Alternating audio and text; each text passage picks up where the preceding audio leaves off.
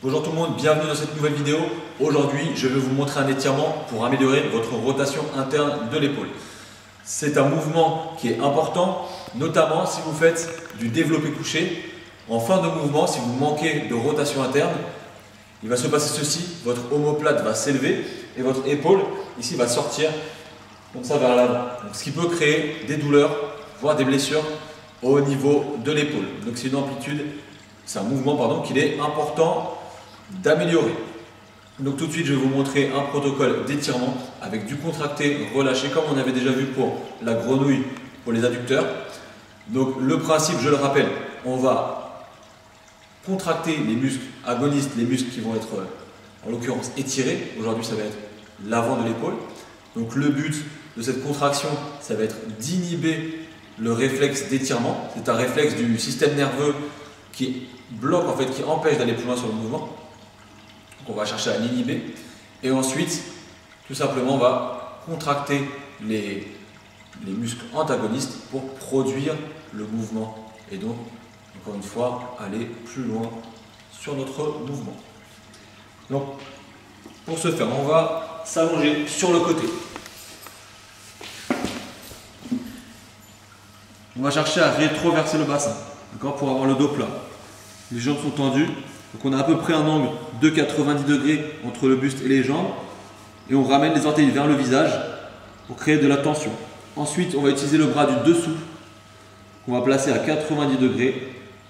Le coude est aligné avec l'épaule et donc il y a un angle de 90 degrés entre l'avant-bras et le bras.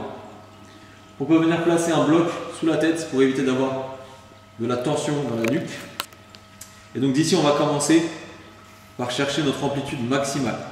Donc je vais descendre la paume de main vers le sol. Je peux m'aider de la main opposée pour pousser. Et à partir de cette amplitude maximale, on va commencer notre travail de contracter, relâcher. Donc on vient placer la main sur l'avant-bras, pas au niveau du poignet. Et ici, pour contracter le muscle, on va imaginer, on va monter le bras tout en mettant de la résistance avec la main opposée. On va faire ça pendant une vingtaine de secondes. On essaye de placer une tension maximale. Donc essayez de monter le bras et résister avec la main. N'oubliez pas de respirer, expirer en même temps.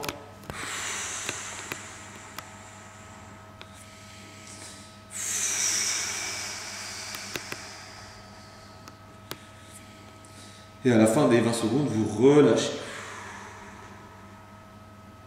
Pour contracter les muscles antagonistes, ça va se passer ici au niveau de l'arrière de l'épaule. On va toujours diriger la main vers le sol. Mais là, on est vraiment sur de la mobilité active. On ne va plus utiliser la main pour pousser. C'est juste la contraction qui va nous permettre de gagner en amplitude. Donc, on contracte l'arrière du muscle, l'arrière de l'épaule, pardon. On essaie de visualiser vraiment cette rotation interne. Donc on garde bien le coude et l'arrière de l'épaule au sol. On dirige la main vers le sol. Pareil pendant 20 secondes.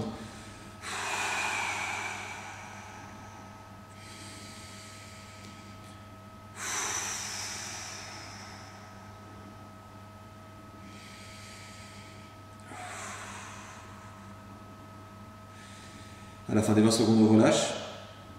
On va repartir pour la contraction des muscles agonistes. On répète ces cycles 3 fois. Donc là, je vais le démontrer une deuxième fois. J'ai la main sur l'avant-bras. Je vais ramener mon bras vers l'arrière et résister avec la main du dessus.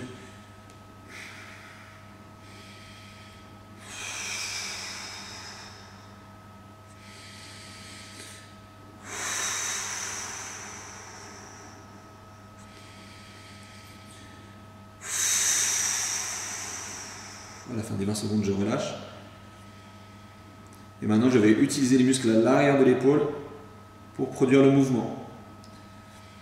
Même chose, 20 secondes.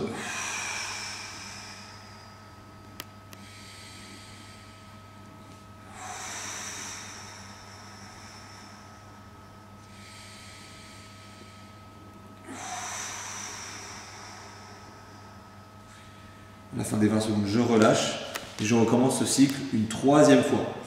À la fin des 3 cycles, je vais utiliser la main du dessus pour appuyer sur l'avant-bras. Et là, je resterai sur l'amplitude maximale pendant 1 minute de manière passive. et avec une respiration profonde, une respiration diaphragmatique. Comme je le rappelle à chaque fois, une respiration diaphragmatique, c'est une respiration qui se fait avec le ventre. Je viens inspirer, gonfler mon ventre sur au moins 5 secondes.